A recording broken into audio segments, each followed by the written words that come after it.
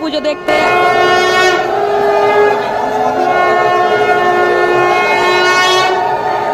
কলকাতার মতো কিন্তু বড় বড় প্যান্ডেল এখানে হয় না।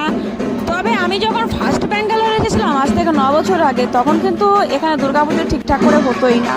বাট এখন দেখছি অনেক জায়গায় দুর্গাপুজো হয়, তো সেখানে আমরা ঘুরতে বেরিয়ে যাই। এই দেখো অনেক বাঙালি এখানে কিন্তু আছে, এবং আমরা রাত্রেও যাবো অন্য অন্য জায়গায়, তো সেখানেও বেশ অনেক অনেক বাঙালি থাকবে, সেখানে অনেক বাঙালিরা আছে, ঠিক আছে।